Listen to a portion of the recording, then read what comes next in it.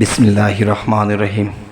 হে জগতবাসী, আজ আমি শামীম আলী চিশতি আপনাদের সামনে যে আলোচনাটি নিয়ে আসলাম, সে আলোচনাটি হলো কি যে আজকে মুসলমান শাস্ত্র এবং হিন্দু শাস্ত্র মিশ্রণে কিছু কথা বলবো।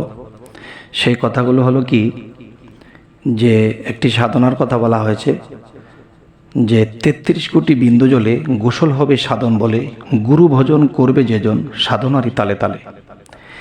তাহলে ৩৩ কোটি বিন্দু জল কি? আর আমি বলবো ৩৩ কোটি বিন্দু জল দিয়ে যদি কেউ গোসল করতে পারে, তাহলে তার দেহ আত্মা অন্তর সমস্ত কিছু পবিত্র হয়ে যাবে। তখন সেই ৩৩ কোটি বিন্দু জল বিষয়টা কি? যেমন মানুষের মধ্যে এই বিন্দু জলটি বহু প্রকারের বুঝে নিচ্ছে মানুষে, আসলে কিন্তু বহু প্রকারে হলেও মূলত এখানে এক প্রকারকেই বোঝানো হয়েছে। এক প্রকারে বোঝানো হয়েছে কেমন? যেমন মনে করেন ৩৩ কোটি দেবগণে বসে আছে যোগ আসনে, এ হলো একটা। আরেকটা হলো ৩৩ কোটি বিন্দু জলে গোসল হবে সাধন বলে। তাহলে ৩৩ কোটি বিন্দু জলে যদি আমাকে গোসল করতে হয়, তাহলে সেই ৩৩ কোটি বিন্দু জলটা আমি কি করে পাবো, বা এই বিন্দু জলটা কি, এটা আমাকে বুঝতে হবে। সেটা হলো মনে করেন যে এই বিন্দু জলটা আপনার দেহ আত্মা অন্তর থেকে প্রবাহিত হবে। সেটা কেমন? যখন আপনি আপনার গুরু বা মুর্শিদের কাছে গিয়েছেন, তখন আপনাকে সাধন দিয়েছে ৩ থেকে ৪ প্রকারের বা ৫ প্রকারের। যেমন একটি সাধনা হলো রেচক, পূরক, কুম্ভক। আরেকটি হলো চিক সাধনা। আরেকটি হলো কি ধ্যান সাধনা। এই 5টি সাধনা যখন আপনাকে দেওয়া হবে এবং এই সাধনাটি যখন আপনি করবেন, তখন এই সাধনাগুলো করতে গেলে তখনই আপনি তা চোখের সামনে ভেসে উঠবে, দেখতে পাবেন যে আপনার ৩৩ কোটি বিন্দু জল আপনার মধ্যে প্রবাহিত হচ্ছে। ৩৩ কোটি বিন্দু জল যখন আপনার মধ্যে প্রবাহিত হচ্ছে, আর তখন আপনি অস্বস্তিকর একটি ভাব আপনার মধ্যে চলে আসবে। কিন্তু বাবা, অস্বস্তিকর ভাব রাখা যাবে না। ওই ৩৩ কোটি বিন্দু জল আপনার মধ্যে থেকে যখন সে প্রবাহিত হবে, এবং সেই পানিতে বা সেই ৩৩ কোটি বিন্দু জলেই আপনাকে সে গোসল করে নিতে হবে। আর যখন সেই বিন্দু জলে আপনি গোসল করে নেবেন, তখন কি হবে? তখন দিন দিন আপনি পবিত্র হবেন, দিন দিন আপনি পবিত্র হবেন। পবিত্র হতে হতে হতে হতে আপনি মহাপবিত্রতে পৌঁছে যাবেন। তখন কি হবে? তখন দেখতে পাবেন ফেরেশতারাও আপনাকে মান্য করবে, ফেরেশতারাও আপনাকে সালাম করবে। কোনো ফেরেশতা আপনার দিকে অন্য নজরে তাকাতে পারবে না। আপনার দিকে তাকিয়ে তারা ভয় অনুভব করবে। কিরকম ভয় অনুভব করবে?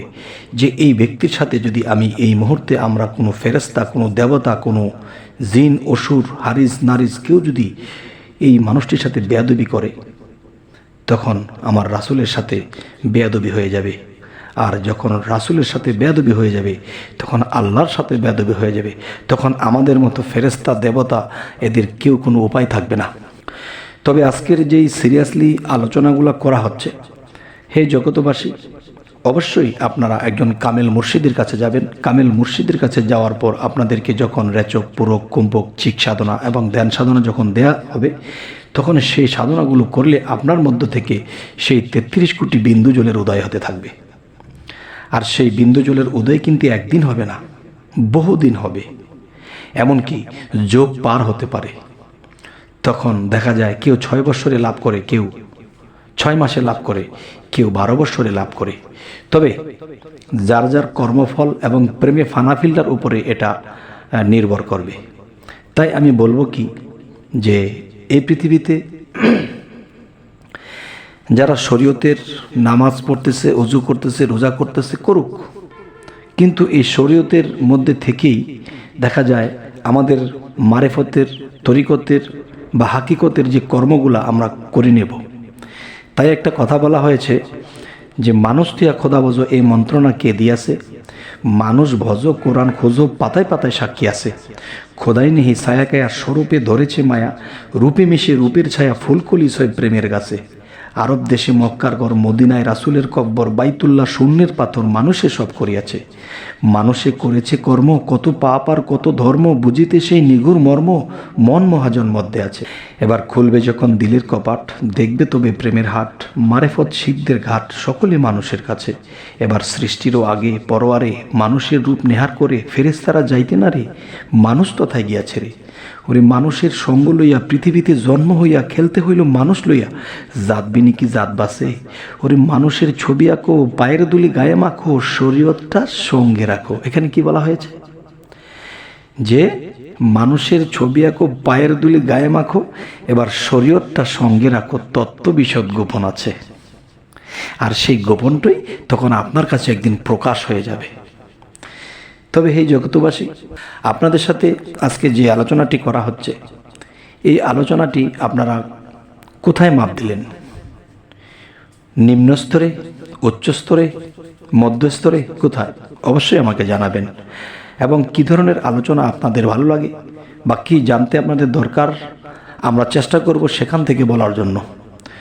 তবে আমাদের এই চ্যানেলের আলোচনা যদি আপনাদের ভালো লাগে তো অবশ্যই সাবস্ক্রাইব করে নিন। পরবর্তীতে আপনাদের সাথে আমাদের ভালো কোনো আলোচনা নিয়ে উপস্থিত হয়ে যাব ইনশাআল্লাহ। তো সকলেই ভালো থাকবেন। আল্লাহ হাফিজ।